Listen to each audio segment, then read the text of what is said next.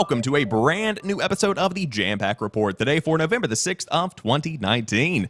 Of course, my name is Samuel Adams, and this is a daily gaming news podcast meant to bring you the hottest stories from around the industry 5 days a week, Monday through Friday, on YouTube and podcast services around the world, as well as on medium.com/JampackReport.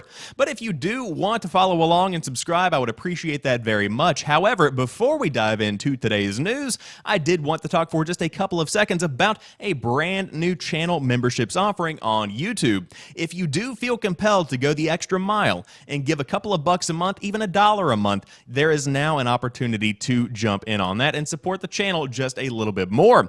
Now, there are two different options here. The first of which is 99 cents per month, and that gets you access to a loyalty badge and emotes in live streams, which I'm going to be doing more of in the coming weeks.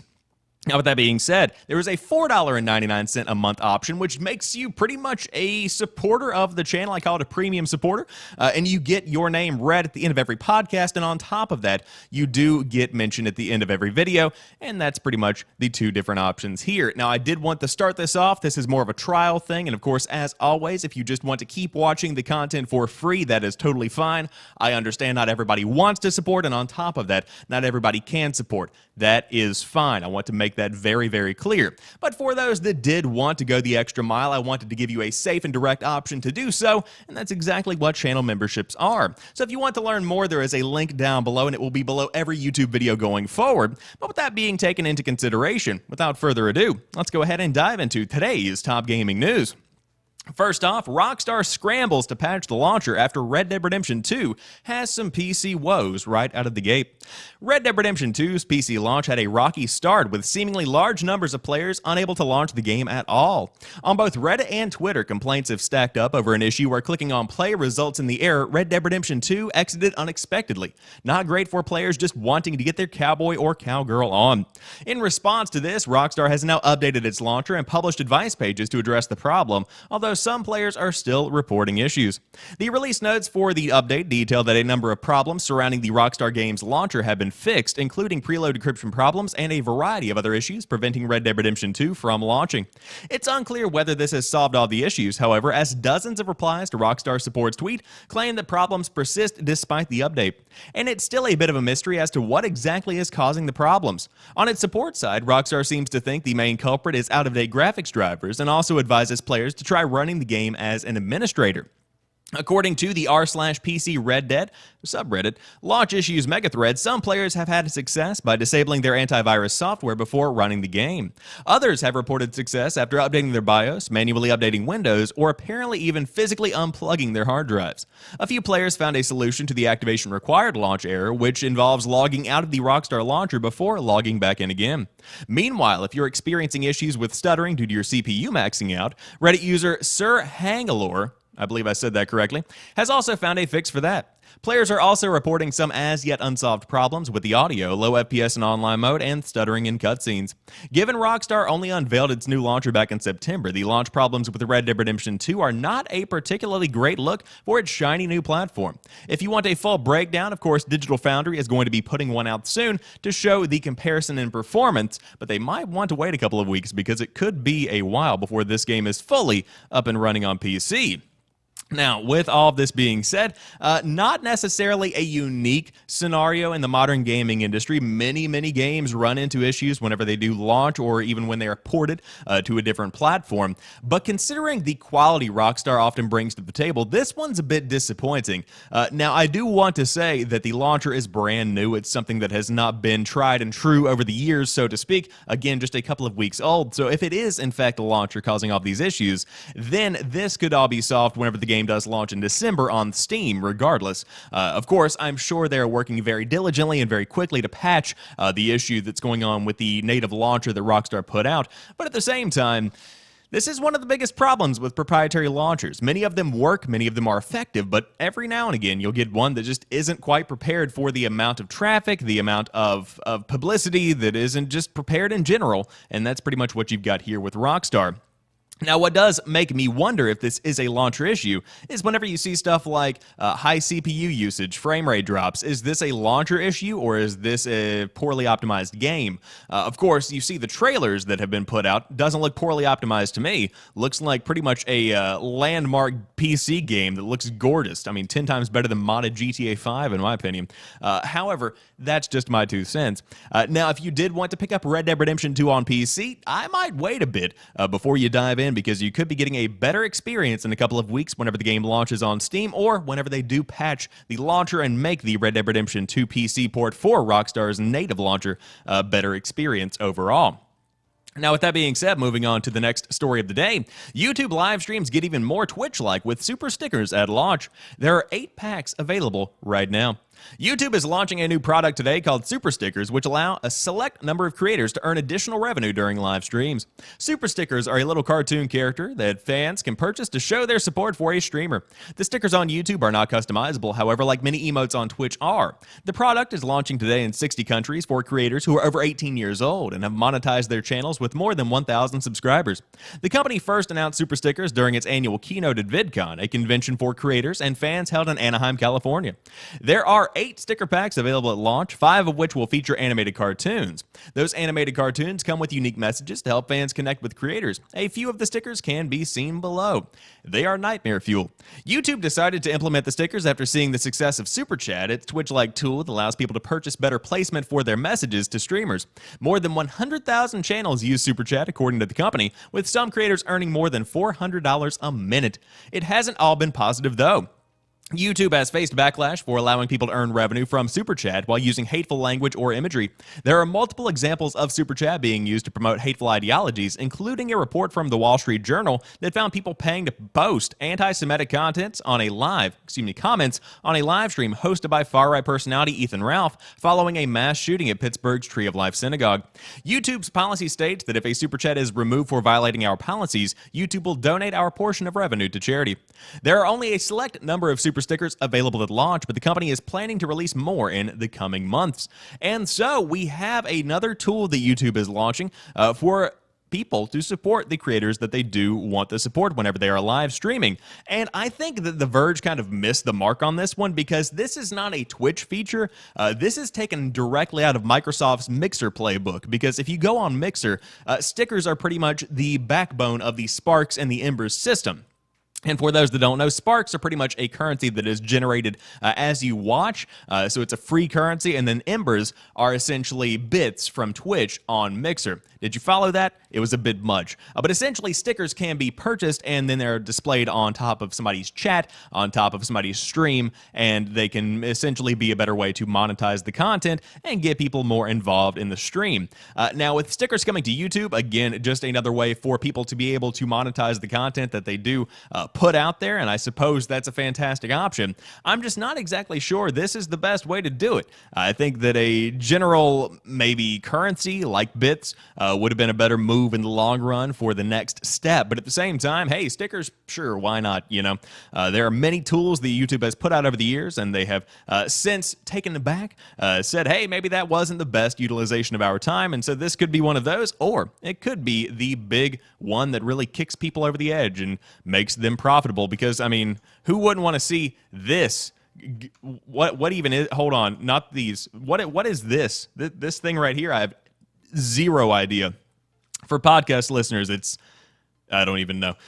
Anyways, that's what YouTube's doing right now. But guess what Amazon's doing? Snapping up Critical Role's big new animated series as a Prime exclusive. Amazon still is not done scooping up internet darlings to fill its Prime Video catalog. The internet giant has obtained sole rights to stream 2 seasons of Critical Role's The Legend of Vox Machina, an animated series that sets a record as Kickstarter's most funded video project to date. The role-playing theme project racked up nearly $11.4 million in funding, blowing well past its original $750,000 goal. You will still get to watch both the 2-part opening special and the first season without paying for Prime Video, but venturing any further will require a subscription. You should hear a lot more about the logistical details of the arrangement in late 2020. The core cast members will both reprise their roles and serve as executive producers, including Matthew Mercer, known for McCree in Overwatch, and Laura Bailey, known as Nadine Ross in Uncharted. Vox Machina will revolve around a story from Critical Role's campaign that sees a group of drunken adventurers bond like family while they slay the forces of evil. It is not completely surprising that Amazon would land a deal. In addition to its eagerness to seize on internet trends, the funding helps keep Amazon's costs down and suggests there's sizable viewership. It's also convenient that Amazon owns Twitch, where Critical Role built its reputation by streaming live role-playing sessions. At the same time, this is a validation of Critical Role's strategy. It shows that a live streaming series with a huge following can translate that success to the on-demand world. And so, very cool for the team at Critical Role to be landing this deal with Amazon's animated series. I think that's very, very neat. Of course, The Legend of Vox Machina has a trailer that was released earlier this year around March. And of course, it looks very impressive. For those that don't know, Critical Role is pretty much the go-to role-playing Dungeons & Dragons live streaming team that has made waves throughout the Twitch culture, and on top of that, just the internet in general. People love these guys, and I think it's a very cool step in the right direction to see, hey, look at that. They've got their own animated show that has now been scooped up by Amazon Prime. Now, the only question that I have is, was this always the plan? Because I haven't been keeping up with this, but if this was funded through Kickstarter and it generated $11.4 million, I don't know how I would feel if all of a sudden the people turned around and said, hey guys, guess what? Landed a deal with Amazon, so now it's going to be an exclusive to Prime Video. Thanks for the support. I'd be kind of confused along those lines.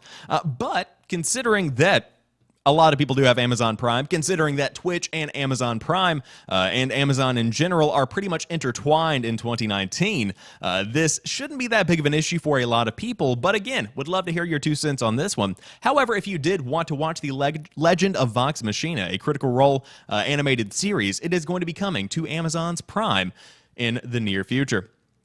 But moving on, let's talk about Rocket League, which will allow players to trade its not-quite loot boxes when they launch later this year.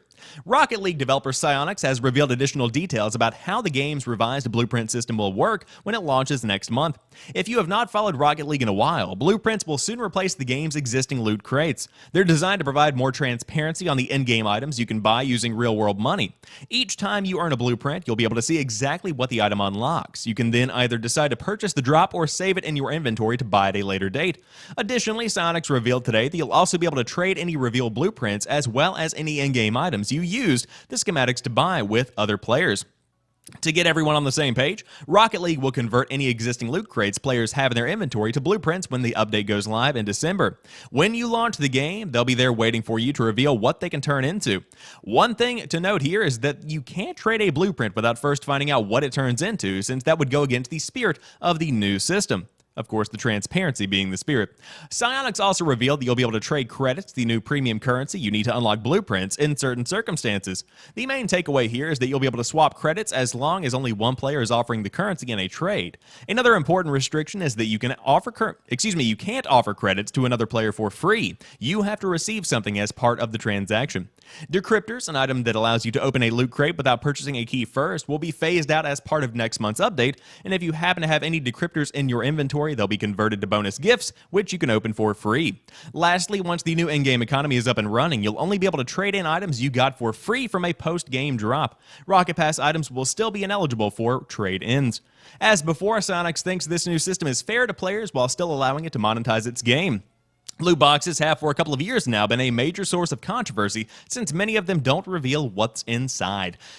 Okay, cool. So, of course, if you're still playing Rocket League, this changes the fundamentals of the in-game economy, and overall, I think it's a move in the right direction. I'm still kind of concerned about the ability to trade, and it seems like they've pretty much limited the amount of malicious activity that could go on by only allowing certain types of trades to go on. But I know that with CSGO, for instance, most recently, they have restricted trade in that game because people were literally laundering money through CSGO. So I don't want that to happen in Rocket League, and I don't think it will after reading through exactly how the changes are going to be affecting the game and the economy. But at the same time, if you did have loot crates, if you did have any kind of in-game currency going on in Rocket League right now, take this into consideration as you do move forward. But overall, Rocket League in a fantastic place going into 2020. Of course, who would have thought this game would get to the status it is today just a few years ago whenever it launched as a PlayStation Plus launch game. And on top of that, you also have the giant swath of people that have come in as the game has branched out to various other platforms. But to see the game continuing to grow and to see the game and the company acquired by, of course, Epic earlier this year, I think is going to do nothing but allow Jeffrey Dunham, one of those as a comedian, I think, the team at Psyonix to grow as the years go on. However, a brand new free-to-play game is out now if you did want to dive into Hearthstone Battlegrounds. And, of course, a free legendary for everyone. Hearthstone Battlegrounds, the new auto battler announced over the weekend at BlizzCon, is now live, or at least it is for those who attended BlizzCon in person, or as a virtual ticket holder, and players who have pre-purchased either of the Descent of Dragons card bundles. Luckily for everyone else, you won't have to wait long to get in if you don't fall into one of these categories, as the full open beta will kick off in a week. Battlegrounds will launch with 24 heroes, each with a unique power that impacts how they'll recruit and play their minions. Players will select a hero, then toddle off to Bob's Tavern to sign up some willing flunkies. What the hell is a willing flunky? These units can be upgraded, buffed, and even sold and replaced over the course of the game. Once your squad is set up, you'll arrange them on a board, ideally in a way that will maximize their abilities to complement their teammates, at which point it's time to throw down. Combat will pit 8 players against one another in one-on-one battles to the death. Attacks will be launched from left to right against a randomly selected enemy unless they are presented with a taunt minion, who always gets jumped first. Taunt and other keywords work in the same way as they do in regular Hearthstone. Once the round of combat is complete, everyone heads back to the tavern to recruit, upgrade, and modify, and then back to the board for another brawl. Heads get knocked until only one player is left standing. The good news for prospective players, who find my explanation lacking, is that the game includes a full tutorial narrated by none other than Bob the Barkeep, which will give you the full lowdown on what's going on. You can also check out all of the bosses and cards currently available in Hearthstone Battlegrounds at playhearthstone.net, and there are some tips from Crip, who I'm told one should never skip. And of course, we're skipping them. But this is very cool, of course. For those that don't know, this is pretty much their answer to the League of Legends auto battler that came out earlier this year that pretty much took the world by storm. And I think this is a very cool looking game, especially for those that are into the lore of Hearthstone itself. Now, if you do want to dive into it, I totally just lied. This is not this at all. Jesus, I'm completely off. No, this is just a brand... What? Hearthstone Battlegrounds. All right, we got it. We're doing some on-the-fly Googling here. Videos. Give me some Hearthstone Battlegrounds. I could have sworn this was the legitimate competitor to the League of Legends game that came out. No idea. Well, I was completely and totally wrong. Anyways, if you're into Hearthstone, then by all means, you can check that one out. My bad on that one. Should have done a bit more research. To be honest with you, I wake up about 15 minutes before I start recording this podcast and just have a giant slew of articles to read through as I sip on my morning coffee, which I haven't made yet. So yeah. Anyways, if you do want to dive into Hearthstone Battlegrounds, then by all means, you can totally do that if you do have access, because there is early access right now. But if you don't, coming out in a week. Very confused on that one. My apologies. However, moving on to the final story of the day, new Apex Legends bug lets players attack each other before the matches begin. The latest Apex Legends update dropped today, bringing with it a balance of adjustments, including limited-time duo matches and the long-awaited firing range practice mode. But sometimes we have to take a good look with the bat. I'm totally messing this article up. I don't know what's going on today. Which in this instance means dealing with the arrival of a bug that gives players the ability to attack and even knock each other down before they even leave the dropship. Apex Legends was updated just a few hours ago, but social media has already been inundated with examples of the bug. Oddly enough, it only occurs during the loading screen before a match, and that's apparently enough time to deal enough damage to unequipped players to put them on their backs. The bug isn't confined to just duos either. Footage from Twitch streamer DK Big Boy, shows him going down before a regular 3-on-3 match. This clip purports to show the bug extending to teammates, even though Apex Legends doesn't have friendly fire. While hilarious, this bug does pose some problems for folks serious about their Apex Legends experience. The beginning of a match is always a frantic race for weapons and resources, and having to pick up a teammate that someone managed to knock down before the match started can drastically eat into the amount of items they're able to pick up and make them sitting ducks for more well-prepared teams. Of course, the author did try this out for for themselves on PS4, and while it's dead simple, all you have to do is spam the melee button and wait for those satisfying crunching sound effects. It will likely take some coordination to knock someone down with this bug, since you can't really see what's happening. I managed to land a couple of hits on unsuspecting opponents before the match started, but didn't do enough damage to take them out. Still, it can definitely ruin someone's day should there be several players in the queue that are willing to use the bug for nefarious purposes. That said, the main draw of today's Apex Legends patch is the addition of duos, a mode that focuses on pairs rather than teams of 3, and of course if you did want to dive in, then by all means the update is live now. But very interesting bug, never seen this one before. As somebody who does not take this seriously, this is hilarious. I love this concept. At the same time, as somebody who also watches competitive Apex Legends, this would be so incredibly frustrating, especially in a competitive scene. Of course, this would never happen in a professional kind of setting, but even if you are just a novice competitor, this is still very frustrating. So hopefully this will be patched out today, or at some point in the near future, because this can definitely put a damper on somebody's good time in the big BR game. But with that being said, that rounds out today's episode of the Jampack Report. Of course, if you enjoyed this one, drop me a like down below and let me know which story your favorite was. I don't know what's happening today. But I will talk to you guys tomorrow for a brand new episode of the Jampack Report. Until then, have a fantastic one, and peace.